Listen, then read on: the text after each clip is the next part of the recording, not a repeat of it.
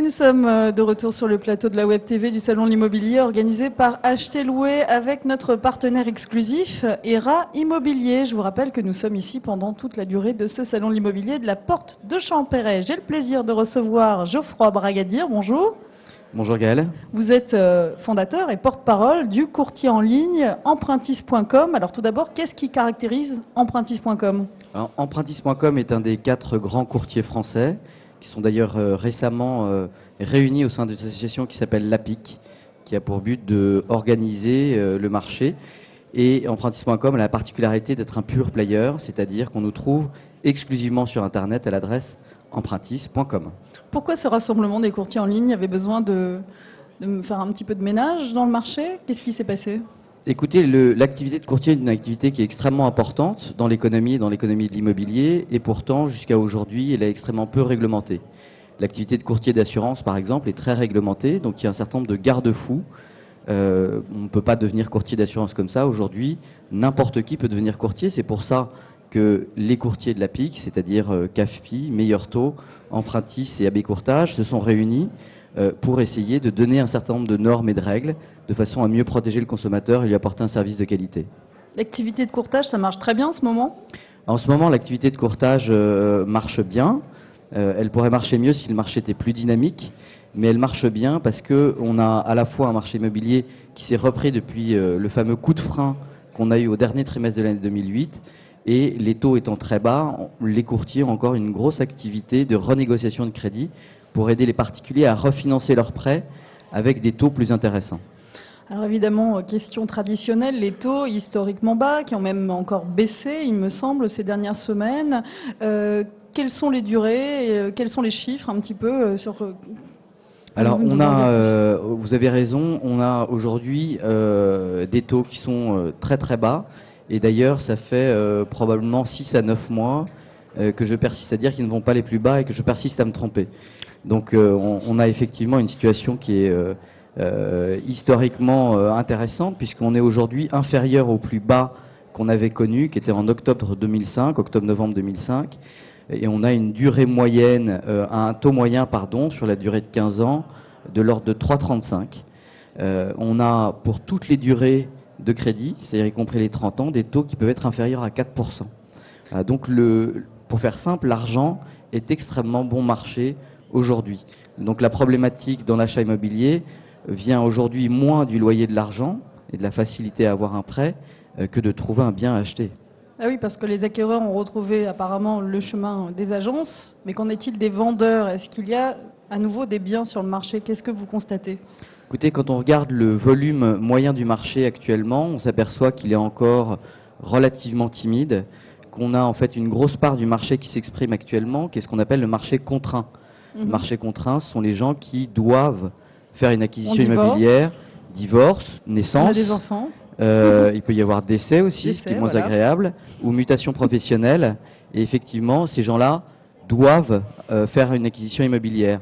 On a beaucoup moins d'achats de confort qu'on en avait par le passé.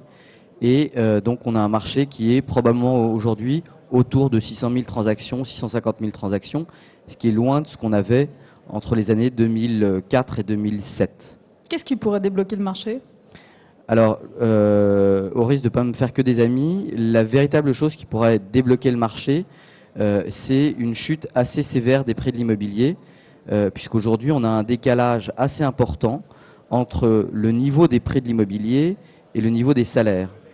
Ces deux variables ont évolué, je dirais, de manière parallèle pendant des années, depuis grosso modo 1960 jusqu'à 2001. Elles évoluaient de façon tout à fait parallèle, et à partir de 2001, on a connu une très forte hausse de l'immobilier et des salaires qui n'ont pas forcément suivi. Oui, mais c'est structurellement impossible, notamment sur Paris et la région parisienne. De toute façon, il y a une pénurie d'offres. Donc je ne vois pas dans quelle mesure Alors vous me demandiez ce qui pourrait débloquer, c'est la chute des prix. C'est effectivement en partie un vœu pieux, puisque ce qui est, je dirais, fondamental dans ce marché, c'est qu'on a aujourd'hui un très fort décalage entre la demande d'immobilier et l'offre d'immobilier. Le gouvernement fait beaucoup d'efforts pour essayer de dynamiser la construction de logements, donc le neuf, mais on a toujours, on estime probablement un déficit de l'ordre de plus de 500 000 logements Et ce qui fait que dans certaines zones où le foncier est rare, comme Paris par exemple, la situation est tendue et va très probablement le rester. Quel est votre regard sur le nouveau dispositif d'aide à l'accession à la propriété, le fameux PTZ+? Alors, deux choses. La première, parce qu'il ne faut pas toujours tirer à boulet rouge sur les mêmes ambulances, il faut saluer l'effort du gouvernement d'essayer de simplifier tout un fatras de dispositifs qui existaient, qui n'étaient pas très lisibles pour le particulier, et de les simplifier en ayant finalement plus que 3 mesures, dont le PTZ+, pour aider à l'accession à la propriété. Deuxièmement, il faut avoir un petit peu de lucidité. Quand le gouvernement nous explique qu'on va dépenser moins d'argent, mais que ça va être beaucoup plus efficace, il y a un moment où il n'y a pas de baguette magique. Quand on dépense moins d'argent, eh bien, il y a un certain nombre de personnes qui vont être moins aidées. Et ce dispositif PTZ+, qui se concentre particulièrement, notamment sur les zones où l'immobilier est tendu, c'est-à-dire la zone A, est peut-être un facteur qui pousse à l'augmentation des prix. Car quand on met une incitation fiscale, et particulièrement dans l'immobilier, il n'est pas étonnant de trouver cette incitation fiscale captée par d'autres gens que les destinataires. Autrement dit, le PTZ+, ça va aider un certain nombre de personnes, plus que précédemment. Le risque, c'est qu'une partie de cette aide soit captée par les vendeurs dans l'augmentation des prix ou par les promoteurs dans les prix du neuf. On est aujourd'hui à peu près 58% de propriétaires en France. On est en retard par rapport à nos voisins européens où ça se situe à peu près à 66%. Nicolas Sarkozy se donne un objectif de 70%. C'est son leitmotiv, une France de propriétaires. Est-ce que ça vous paraît un objectif atteignable? Non. Et surtout, ça ne me paraît pas être un objectif. C'est-à-dire? On a un pays qui est frontalier avec la France qui s'appelle la Suisse, où le taux de propriétaire est inférieur à 30%. J'ai pas ouï dire que le pouvoir d'achat et la richesse moyenne et les conditions de logement en Suisse étaient tout à fait dramatiques. Nicolas Sarkozy a promis une France de propriétaires parce qu'il surfe sur une caractéristique des Français qui est d'être très inquiets pour l'avenir. Maintenant, l'important, c'est pas d'avoir 70% de propriétaires, d'avoir 100% de personnes bien logées. Ensuite, le fait de savoir si on a la propriété de sa résidence principale ou pas, je dirais, est un facteur secondaire. Mais vous ne voulez pas transmettre de patrimoine à vos enfants, Geoffroy Bragadia? Si, mais si vous avez, au lieu d'acheter de l'immobilier, de l'épargne, comme un contrat d'assurance vie par exemple, vous pouvez aussi transmettre ce patrimoine qui sera plus liquide qu'un investissement immobilier. Oui, mais néanmoins, des loyers, c'est à perte, finalement. Oui, c'est à perte. Enfin, tout dépend ensuite, je dirais, l'utilité que vous accordez au fait d'être propriétaire. En France, les gens sont prêts finalement à payer plus cher pour être propriétaire que des loyers. C'est pour ça que les loyers sont toujours un peu en retrait par rapport au prix de l'accession. Donc finalement, vous préconisez parfois dans certains cas de rester locataire et puis de mettre le reste dans une épargne. Vous n'allez pas vous faire des amis si je peux. Non, je peux pas faire des amis. Il faut être lucide. On n'aura pas, avec les conditions actuelles, 70% de propriétaires, y compris avant la fin de la deuxième possible mandature du président Sarkozy. C'est probablement impossible. On ne construit pas assez de logements en France.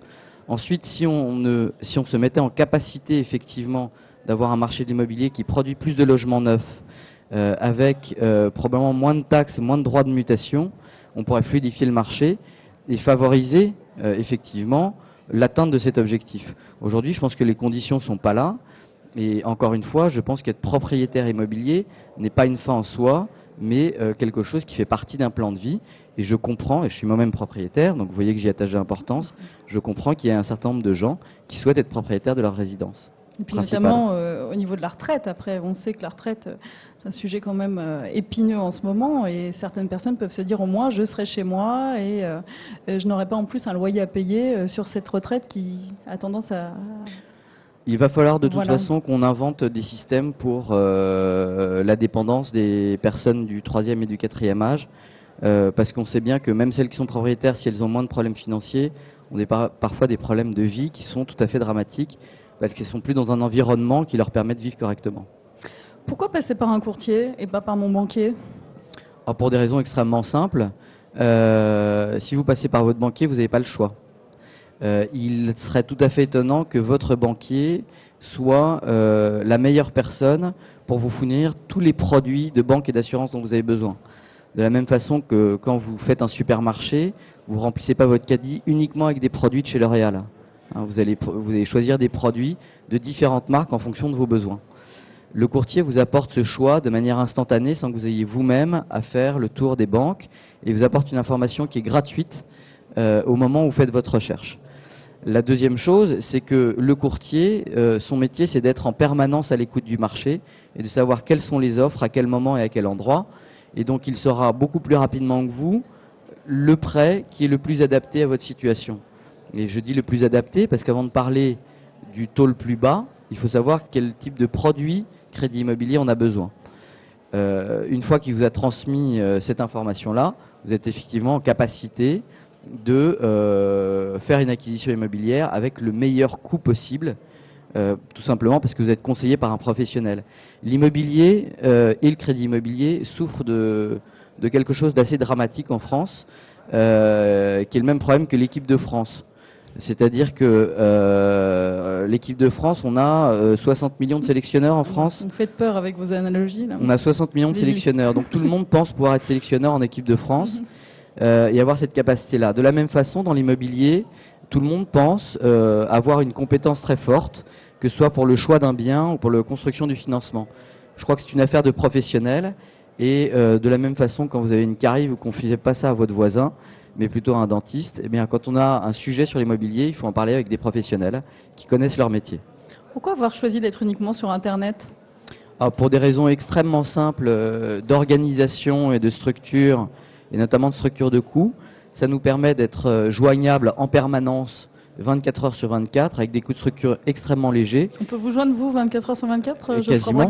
Si on a la chance de tomber sur mon téléphone portable, oui, il ne s'éteint jamais.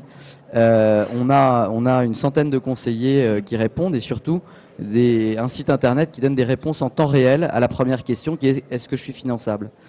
Ça nous permet de faire des économies relativement considérables en termes de frais de structure qu'on répercute à nos clients, puisqu'Empruntis.com est un courtier qui ne demande pas de frais, ce qu'on appelle des frais de dossier ou des frais de recherche de financement à ses clients. Et donc c'est entièrement gratuit pour le client.